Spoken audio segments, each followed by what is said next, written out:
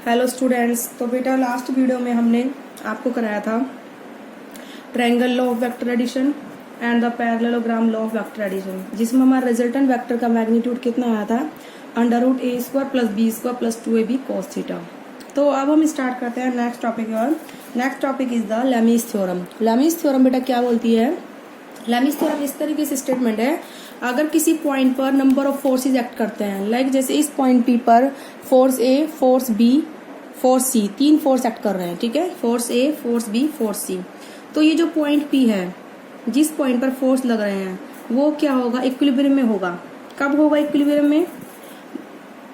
मैंने लिखी भी स्टेटमेंट, कब होगा इक्विलिब्रियम में? It's state that force acting at a point are in equilibrium, then each force is proportional to the sine of angle between other two force। ये तीनों force equilibrium में कब होंगे? जब हम क्या लेंगे, each force is proportional, यानी कि फोर्स ए proportional होगा sine of angle between other two force, यानी कि जो एंगल सी और बी के बीच में बन रहा है उन दोनों की क्या होगा? प्रोपोर्शनल होगा। ऐसे ही फोर्स बी किसके प्रोपोर्शनल होगा? साइन ऑफ एंगल किस किस के बीच में? सी एंड ए के बीच जो एंगल बन रहा है उसके प्रोपोर्शनल होगा फोर्स। ऐसे ही फोर्स सी किसके प्रोपोर्शनल होगा? साइन ऑफ एंगल, साइन बेटा वो है साइन थीटा कोस थीटा होते हैं ना, जैसे उसका हम साइन ले रहे हैं। तो अदर टू फोर्स ए और बी है, इनके बीच जो एंगल उसके प्रोपोर्शनल होगा, ठीक है। तो इस तरीके से करेंगे बेटा हम इसको सॉल्व। तो इस जैसे मैंने बोला है, force A is proportional to the sine of angle between C and B. C and B के बीच एंगल कितना है? अल्फा। तो A is directly proportional to sine alpha. Proportional हटता है तो बेटा क्या आता है? कांस्टेंट, ठीक है। A is equal to constant into sine alpha. अब साइन अल्फा को इसके नीचे लेके जाओ तो A अपॉन साइन अल्फा क्या हो जाएगा बेटा? कांस्टेंट, ठीक है। ऐसे ही similarly B upon sine beta constant, C upon में साइन गामा। देखो B जो है ये वाला फोर्स है बेटा तुम्हारा, ठीक है। अदर टू फोर्सेज A और C है, इनके बीच एंगल कितना है? बीटा। तो हमने क्या लिया? अपॉन में साइन बीटा। ऐसे ही सी फोर्स आपका ये है बेटा, other two forces A and B आपके ये है, इनके बीच एंगल कितना लिया? Gamma, sine of gamma. इनका रेशियो क्या होता है बेटा? कांस्टेंट, ठीक है। तो ये है लेमीज थ्योरम, ठीक है। लेमीज थ्योरम समझ में आ गई। कोई भी पॉइंट इक्विलिब्रियम में जब होगा, जब नंबर ऑफ फोर्सेज पर अगर एक्ट कर रहे हैं, तो ईच फोर्स किसके प्रोपोर्शनल होगा? हर एक फोर्स अदर टू फोर्सेज के बीच जो एंगल बन रहा है उसका साइन, ठीक है, क्या होगा? रेशियो उसका क्या होगा? कांस्टेंट, फोर्स का रेशियो और साइन ऑफ एंगल। अब है हमारी condition for equilibrium of object. अब आता है इसके बाद हमारा इसी में ही टॉपिक एक्सपेंड होता है, condition for equilibrium of object, कि ऑब्जेक्ट की इक्विलिब्रियम के लिए क्या कंडीशन है, ठीक है बेटा। अगर ऑब्जेक्ट का कोई लीनियर मोशन ना हो तो हमारे ऑब्जेक्ट कैसी होगी इक्विलिब्रियम में? There is no linear motion of object, there is no linear motion of object. कोई लीनियर मोशन नहीं होना चाहिए, साथ ही कोई रोटेशनल मोशन नहीं होना चाहिए। There is no rotational motion of object, ठीक है। ना ही कोई लीनियर मोशन होना चाहिए, ना ही कोई रोटेशनल मोशन होना चाहिए।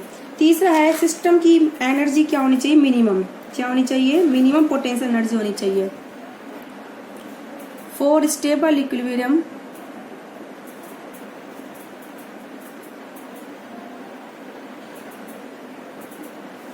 स्टेबल इक्विलिब्रियम के लिए द सिस्टम हैज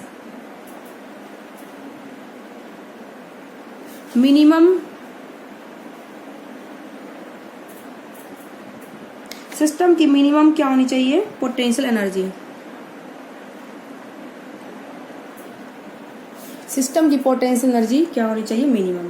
तो ये थी बेटा आपकी conditions for equilibrium of object, ठीक है। अब इसके बाद आता है बेटा आपका नेक्स्ट टॉपिक है कि वेक्टर की जो एडिशन करा था हमने, उसकी प्रॉपर्टीज क्या आता है बेटा? आपका नेक्स्ट टॉपिक आता है properties of vector addition.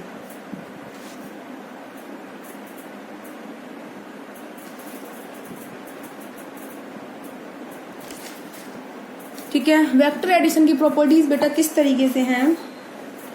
Vectors of same nature can be add, ठीक है, यानी कि वेलोसिटी का वेक्टर वेलोसिटी से ऐड होगा, फोर्स का वेक्टर फोर्स से ऐड होगा, वेलोसिटी का वेक्टर फोर्स से ऐड नहीं होगा। ऐसे ही एक्सेलरेशन का वेक्टर फोर्स से ऐड नहीं होगा। तो मतलब जिनका नेचर सेम होगा वही वेक्टर क्या हो सकते हैं बेटा, ऐड हो सकते हैं। तो vectors of the same nature can be added.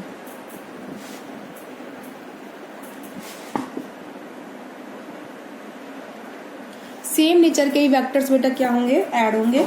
ठीक है, उसके बाद है next point, vector addition is commutative. Vector addition is commutative.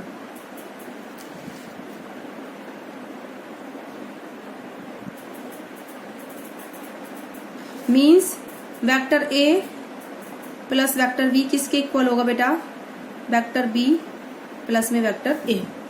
ठीक है, चाहे आप a प्लस बी को ऐड करो, चाहे आप b प्लस ए को ऐड करो, रिजल्ट क्या आएगा बेटा, सेम आएगा। ओके, नेक्स्ट है बेटा आपको वेक्टर एडिशन इज एसोसिएटिव।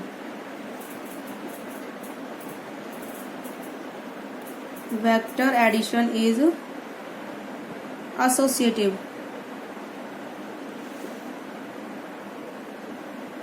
ठीक है, एसोसिएटिव का मतलब क्या है बेटा, पहले तो आप वेक्टर ए और बी को ऐड करो, फिर उनका रिजल्ट आप किस साथ ऐड करो, सी के साथ, या फिर पहले वेक्टर बी और सी को ऐड करो, फिर उनका रिजल्ट किस साथ ऐड करो बेटा, ए के साथ ऐड करो। This is the vector addition associative. A और बी को ऐड करो फिर सी के साथ, ठीक है, फिर सी को ऐड करो, या फिर पहले बी और सी को ऐड करो, फिर आप क्या करोगे बेटा, ए को ऐड करोगे। That is the vector addition is the associative. ठीक है बेटा, अब हम स्टार्ट करते हैं रिवर बोट वाले केस बताती हूँ मैं बेटा। अब इसी में ही आपकी 2 प्रॉपर्टीज हो गई 3। ठीक है, वेक्टर ऐड किस तरीके से होते हैं, 4 प्रॉपर्टीज पे देखिए। 4th है आपका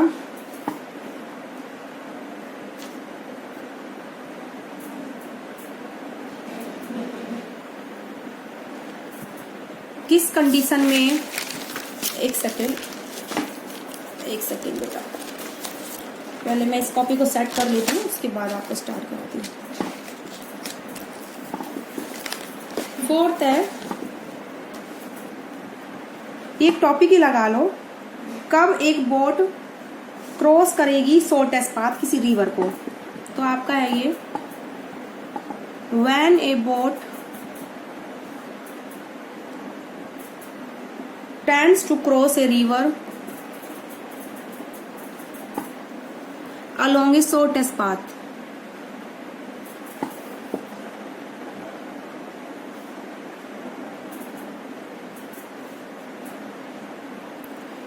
ठीक है, इसमें हमें बताना है कि कोई भी बोट है वो रिवर को शॉर्टेस्ट पाथ से कैसे क्रॉस करेगी। ठीक है, देखो बेटा इसको कैसे करते हैं, मान लो लेट आपकी रिवर है, ठीक है, इस तरीके से वाटर का फॉल है, वाटर है, रिवर की वेलोसिटी किस डायरेक्शन में बेटा, इस डायरेक्शन में है रिवर की velocity v2। That is the velocity of flow of river. Okay, ऐसे ही जो बोट है, ठीक है, उसकी वेलोसिटी क्या है बेटा, v1। क्या है, v1, इस डायरेक्शन में है। ठीक है बेटा, शॉर्टेस्ट पाथ कौन सा होगा, अगर बोट यहाँ पर है, ठीक है, ए पॉइंट पर, तो शॉर्टेस्ट पाथ उसके लिए होगा कि वो सीधा जाए। कैसे जाए बेटा, सीधा स्ट्रेट में जाए। That is the shortest path for crossing the river. ठीक है बेटा, ए से वो कैसे जाए, स्ट्रेट जाए बी तक। That is the shortest path for crossing the river. अगर बोट रियल में ही इसी डायरेक्शन में चलेगी और रिवर की वेलोसिटी जो है वाटर की इस डायरेक्शन में है, तो देखो बेटा बोट इस डायरेक्शन में जा रही थी लेट, और रिवर इस डायरेक्शन में है, तो बोट पर फोर्स लगेगा इस डायरेक्शन में आगे की ओर, तो बोट फिर ऐसे जाएगी। ठीक है, तो हमें ये शॉर्टेस्ट पाथ नहीं मिलेगा अगर बोट ऐसे गई। तो पहले ही हम बोट को इस डायरेक्शन में लेके जाएंगे, जिससे वेलोसिटी जो रिवर की उसका फोर्स इधर लगे।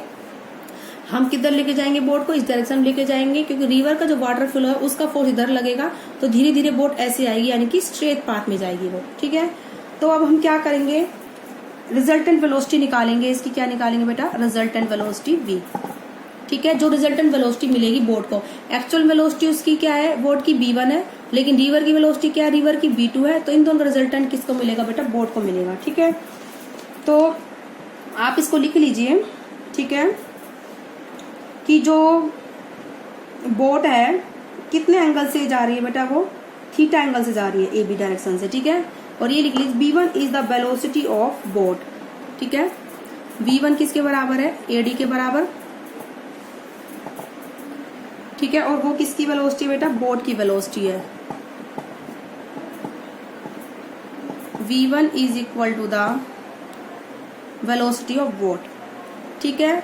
और v2 किसकी वेलोसिटी है बेटा, वेलोसिटी ऑफ रिवर, जो कि किसके बराबर है, AC, वेलोसिटी ऑफ रिवर,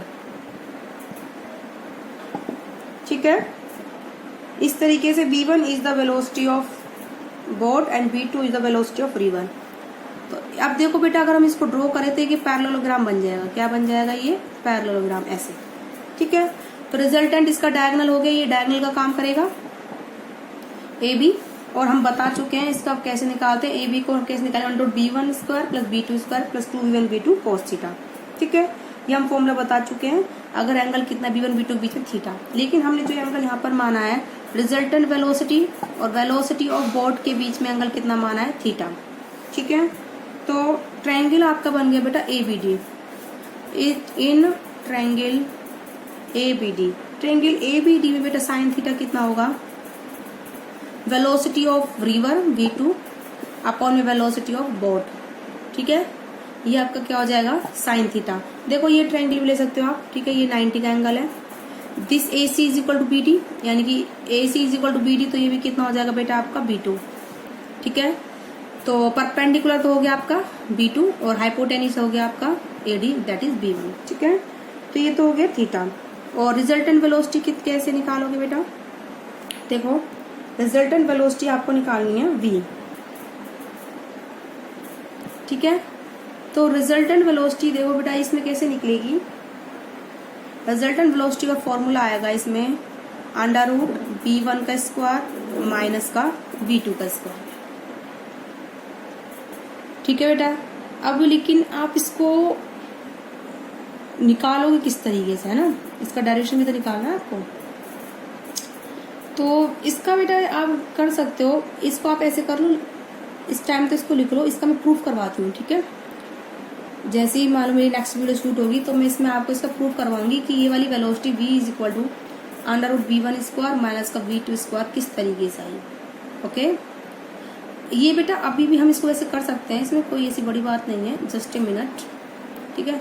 अच्छा ये बेटा एंगल पूरा कितने, ये वाला एंगल हमारा 90 का है और ये वाला एंगल कितने का है, थीटा का है, ठीक है। और कोस 90 प्लस थीटा,